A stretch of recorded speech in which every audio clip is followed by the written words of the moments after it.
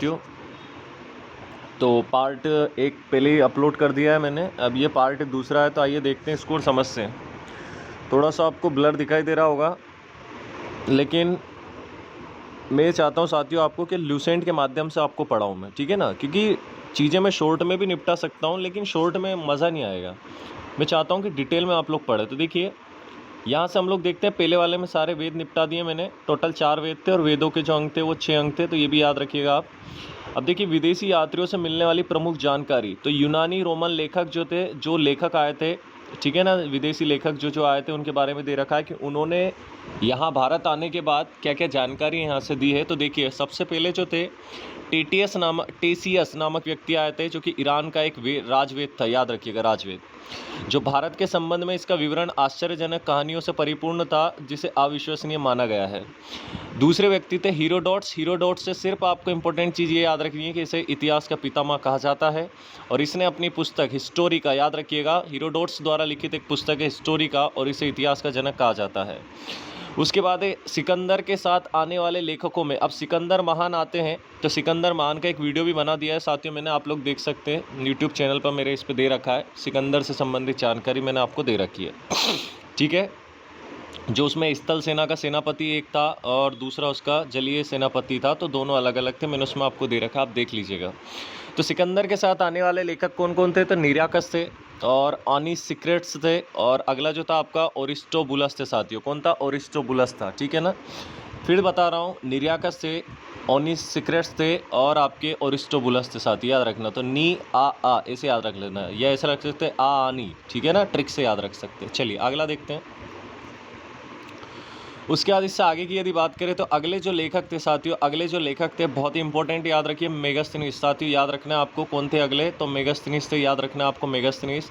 तो यह Seleucus Nicator का राजदूत था, सेल्यूकस निकेटर का राजदूत था। ये सभी आगे पढ़ने वाले हम लोग फिलहाल में, बस याद रखिएगा कि मेगास्थनीस कौन था। तो सेल्यूकस निकेटर का राजदूत था, जो कि चंद्रगुप्त मौर्य के राज दरबार में आया था। तो याद रखिए कि चंद्रगुप्त मौर्य के राज दरबार में आने वाला व्यक्ति कौन था? सेल्यूकस निकेटर था, ठीक है। और इसने अपनी पुस्तक इंडिका में मौर्य युगीन साम्राज्य एवं संस्कृति के विषय में लिखा। याद रखिएगा कि इंडिका जो पुस्तक है किसके द्वारा लिखी थी? मेगास्थनीस। और इसने जो मौर्य, चंद्रगुप्त मौर्य का जो शासन था उसके बारे में जानकारी दी है। अगला है डाइमेकस। तो यह सीरियन नरेश आंतियोकस का राजदूत था। तो याद रखिएगा, जो कि बिंदुसार के राज दरबार में आया था। याद रखिएगा कि बिंदुसार के राज दरबार में आने वाला व्यक्ति कौन था? तो डाइमेकस था साथियों। कौन था? डाइमेकस था। अगला है डायोनीसियस। तो यह मिस्र नरेश टोलमी का राजदूत था, जो अशोक के दरबार में आया था। अब देखिए, 3 इंपॉर्टेंट चीज़ें। चंद्रगुप्त मौर्य के दरबार में आने वाला व्यक्ति कौन था? तो ये था आपका कौन? Seleucus Nicator. उसके बाद हमने पढ़ा इसमें कि बिंदुसार के दरबार में आने वाला व्यक्ति कौन था? तो आंतियोकस, सीरियस नरे अंत्योस का राजदूत था, जो बिंदुसार के दरबार में आया था, ठीक है। ये डाइमेकस था साथी, याद रखिएगा। उसके बाद है आपका डायोनीसियस। तो इसमें आपको याद रखना है कि अशोक के राज दरबार में आने वाला व्यक्ति कौन था? तो टोलमी था, ठीक है ना। तो याद रखिएगा, याद रखिएगा। डायोनीसियस आया था, माफ़ कीजिएगा साथियों, डायोनीसियस आया था अशोक के दरबार में। तो ये तीनों चीज़ें याद रखना बहुत इंपॉर्टेंट है। अगला है टोलमी। तो इसने दूसरी शताब्दी में भारत का भूगोल नामक पुस्तक लिखी है, बहुत ही इंपॉर्टेंट है, याद रखिएगा, बहुत ही इंपॉर्टेंट है कि टोलमी ने क्या लिखा साथियों? तो भारत का भूगोल नामक इसने पुस्तक लिखी है। अगला है प्लिनी। प्लिनी ने क्या लिखी है साथियों? तो इसने नेचुरल हिस्ट्री नामक पुस्तक लिखी है। दोनों बहुत इंपॉर्टेंट है। भारत का भूगोल नामक पुस्तक किसने लिखी है? टोलमी ने। और नेचुरल हिस्ट्री नामक पुस्तक किसने लिखी है? प्लिनी ने। साथियों, इंपॉर्टेंट प्रश्न पूछा जाता है, ध्यान रखिएगा, तो इसको हल्के में मत लेना। अगर आप किसी अच्छी एग्जाम की तैयारी कर रहे हो तो आपको प्राचीन इतिहास आना ही चाहिए, और ज़्यादा आपको पढ़ने की ज़रूरत नहीं है। मात्र आप ल्यूसेंट पढ़िए और बार बार इसको पढ़ना है, ठीक है। ये आपको देखना नहीं है, कुछ नहीं है इसमें। अगला देखिए आप यहाँ पर चीनी लेखक। अब चीनी लेखक में कौन थे साथियों? तो सबसे पहले आते फाइयान। तो यह चीनी यात्री गुप्त नरेश चंद्रगुप्त द्वितीय के दरबार में आया था। याद रखिए कि फाइयान किसके शासन में आया था?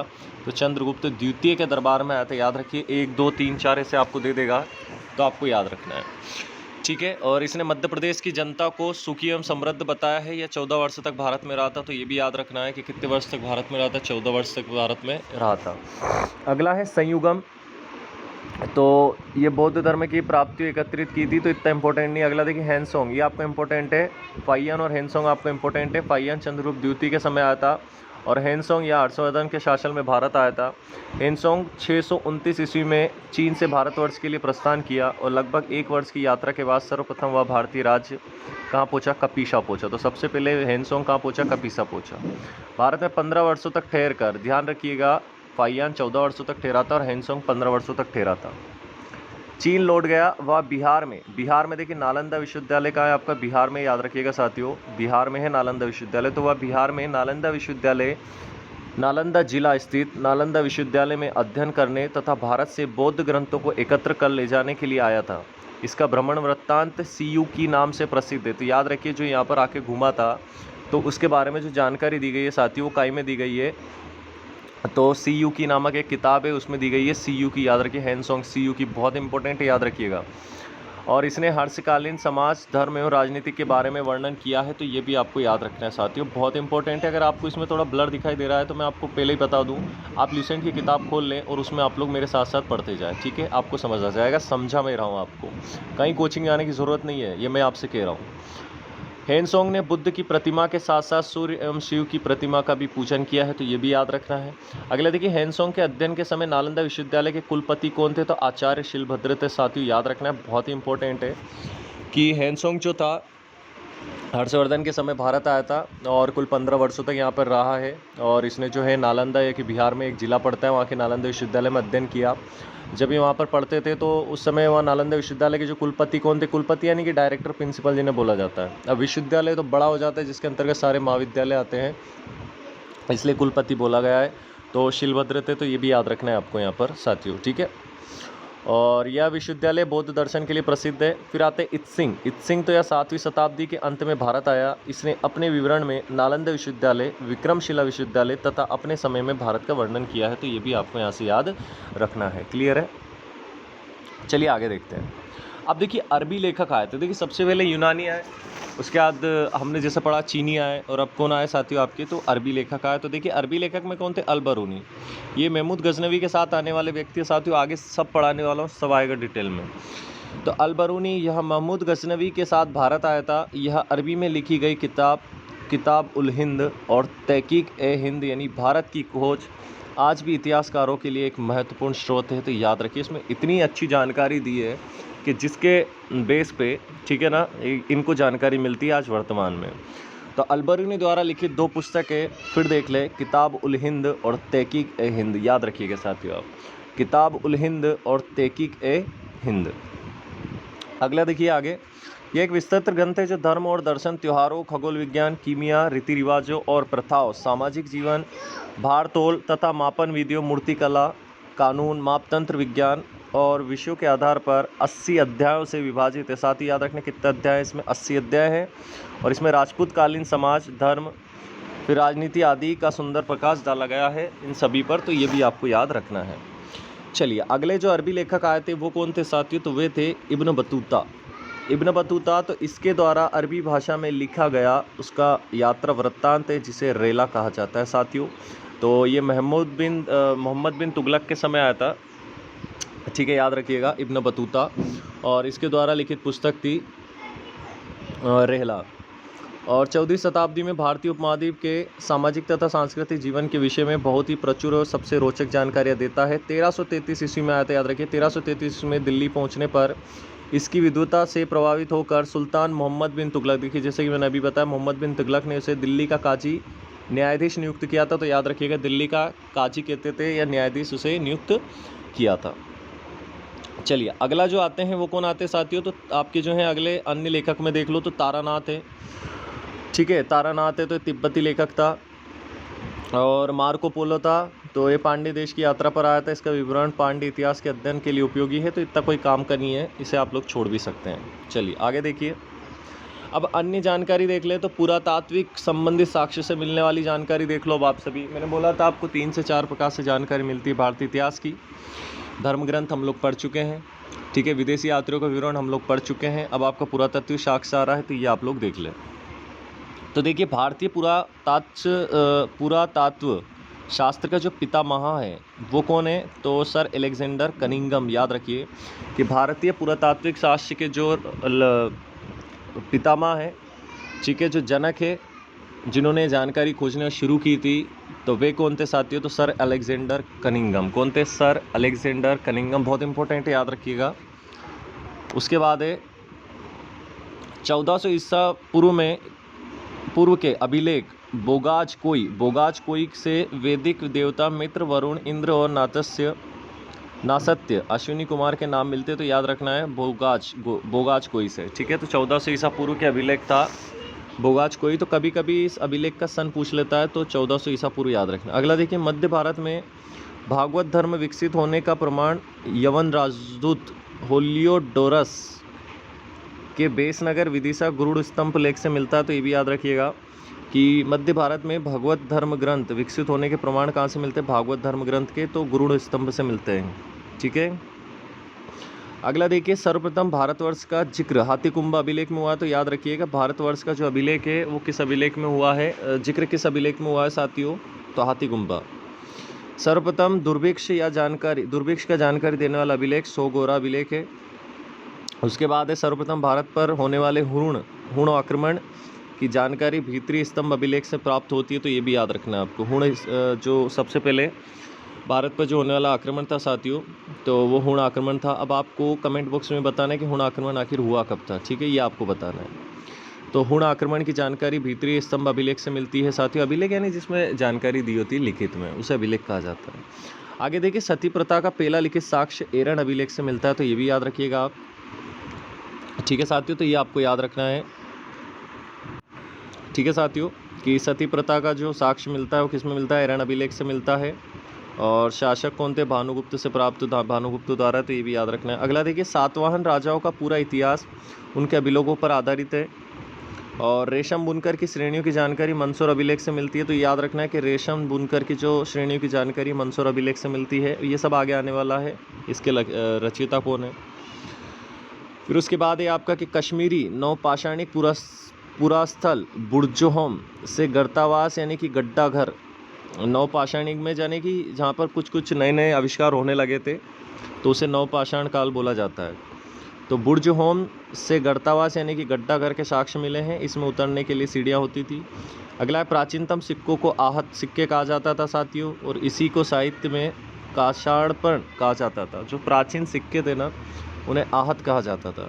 अगला है, सर्वप्रथम सिक्कों पर लेख लिखने का कार्य यवन शासकों ने किया था, तो याद रखिएगा, सब आगे आने वाला है। यवन शासक भी हम लोग पढ़ेंगे कि सबसे पहले जो सिक्कों पर लेख लिखे जाते थे, ठीक है ना, कुछ भी ऐसी जानकारी जैसे मध्य प्रदेश, भारत, कुछ भी ऐसा हो गया, तो वो किसके द्वारा शुरू की गई थी? यवन शासकों द्वारा। और सबसे पहले जो सिक्के आए थे उन्हें आहत कहा जाता था, तो ये भी आपको याद रखना है। अगला है कि समुद्रगुप्त की वीणा बजाती हुई मुद्रा वाले सिक्के से उसके संगीत प्रेमी होने का प्रमाण मिलता है। अगला देखिए, अरेकमेडु पोंडुचेरी के निकट से रोमन सिक्के प्राप्त हुए हैं, तो ये भी आपको थोड़ा सा याद रखना है।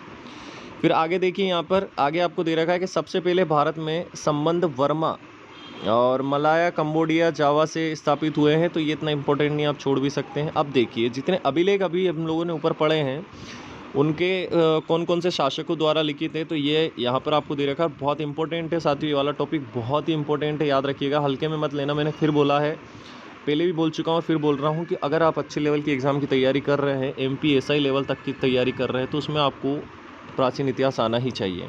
थोड़ा सा अटपटा है, लेकिन पढ़ेंगे आप तो आपको समझ में ज़रूर आएगा। तो यहाँ जो आपको एक तरफ अभिलेख दे रखा है, दूसरी तरफ शासक दे रखा है, बस मेरे साथ साथ पढ़ना है आपको। हाथीकुंबा अभिलेख जैसे कि आपको दे रखा है, जिसमें भारतवर्ष के बारे में जानकारी है, लिखा हुआ है, जैसे अभी ऊपर पढ़े थे। इसके लेखक कौन थे? तो कनिंगराज। कौन है साथियों? कनिंगराज खारवेल, याद रखना है, कलिंगराज खारवेल। अगला है, जूनागढ़ अभिलेख का संबंध रुद्रदामन से है। नासिक अभिलेख का संबंध गौतमी बलश्री से है। प्रयाग स्तंभ का अभिलेख का संबंध समुद्रगुप्त से। एहोल अभिलेख का संबंध आपका पुलकेशन द्वितीय से। मंदसौर अभिलेख का संबंध आपका मालवा नरेश यशुवर्धन से। ग्वालियर अभिलेख का संबंध आपका प्रतियार नरेश भोज से है। भीतरी एवं जूनागढ़ अभिलेख का संबंध स्कंदगुप्त से है। देवपाड़ा अभिलेख का संबंध बंगाल शासक विजयसेन से है। इसको आप लोग 2-3 बार पढ़ेंगे, आराम से समझ आएगा, दिक्कत नहीं है। अगला देखिए, अभिलेखों का अध्ययन भी साथियों क्या कहा जाता था? तो एपिग्राफी कहा जाता था। ये भी आपका इम्पोर्टेंट है कि अभिलेखों का जो अध्ययन हम लोग करते हैं उसको किस नाम से जाना जाता है? तो एपिग्राफी उसे कहा जाता है। अगला देखिए, उत्तर भारत के मंदिरों की कला की शैली को नागर शैली और दक्षिण भारत के मंदिरों की कला शैली को द्रविड़ शैली, जिसे आप देख सकते हैं, ये एक मैप बना रहा हूँ। तो ये जो उत्तर भारत में कुछ मंदिरों को बनाया जाता था और दक्षिण भारत में, तो उत्तर भारत की जो शैली होती थी, डिज़ाइन से इसको बनाया जाता था, ठीक है ना, तो उसको क्या कहा जाता था साथियों, तो नागर शैली, याद रखिएगा, इंपॉर्टेंट है। और जो दक्षिण में है तो द्रविड़ शैली, दा से दक्षिण, दा से द्रविड़, इस तरीके से याद रख सकते हैं। फिर है दक्षिणापथ के मंदिरों के निर्माण में नागर और द्रविड़ दोनों शैलियाँ का प्रभाव मिलता है, तो यहाँ से याद रखना आता है यह वेसर शैली कहलाती है, ठीक है ना। तो ये याद रखना है आपको कि दक्षिणापथ की यदि बात करें तो यहाँ पर वेसर शैली कहलाती है, तो याद रखिएगा, इंपॉर्टेंट है। अगला है पंचायतन शब्द मंदिर रचना शैली से संबंधित है। एक हिंदू मंदिर तथा पंचायतम शैली कहलाती है जब मुख्य मंदिर 4 सहायक मंदिरों से घिरा होता है। पंचायत मंदिर के उदाहरण हैं जैसे कि कंदरिया महादेव आपको दे रखा है यहाँ पर, और ठीक है, कंदरिया महादेव मंदिर आपको दे रखा है, जैसे कि कहाँ है, तो ये खजुराहो में पड़ता है, छतरपुर ज़िले मध्य प्रदेश में पड़ता है। साथ ही याद रखना है खजुराहो मंदिर। एमपी का जीके भी मैं आपको बहुत ही बेहतरीन तरीके से पढ़ाने वाला हूँ, बस ये हमारा टॉपिक कंप्लीट हो जाए। अगला है वृद्धेश्वर मंदिर, भुवनेश्वर उड़ीसा में पड़ता है। अगला है लक्ष्मण मंदिर, खजुराहो, वही एमपी, ठीक है। लिंगराज मंदिर, भुवनेश्वर उड़ीसा।